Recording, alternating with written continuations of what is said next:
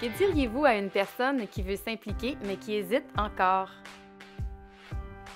Bien, moi, je dirais l'implication citoyenne, plus tu en prends, plus tu es capable d'en prendre, j'ai l'impression, parce que dans une vie, on a toutes des vies compliquées, avec que ce soit des enfants, les études, les parents plus âgés, peu importe, on a des vies chargées.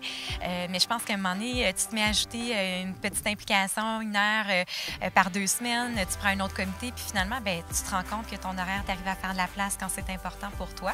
Parce que je pense qu'il faut juste l'essayer déjà. Là. On perd absolument rien à l'essayer. Puis comme on vient de le dire, peu importe les petits gestes qu'on fait, ben c'est un plus pour tout le monde. Il y a des stratégies aussi, même si on n'a pas de temps, on peut en trouver. Puis on a toujours des compétences à offrir, que ce soit simplement notre disponibilité.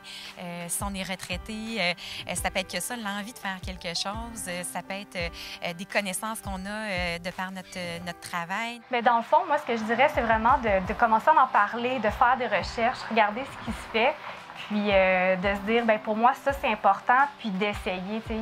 Même si ça fonctionne pas ou que c'est pas à leur goût, c'est pas grave, ils vont avoir laissé une trace quand même, ils vont avoir appris de cette expérience-là, puis ils vont ils vont faire des belles rencontres, puis ils vont trouver aussi probablement de nouveaux projets à entamer là, dans le futur. Donc, Moi, je dirais que c'est à notre échelle. C'est vraiment accessible à monsieur, madame, tout le monde en tant que citoyen, d'avoir une idée, de s'organiser, puis d'en parler à ses voisins, puis de monter quelque chose ensemble.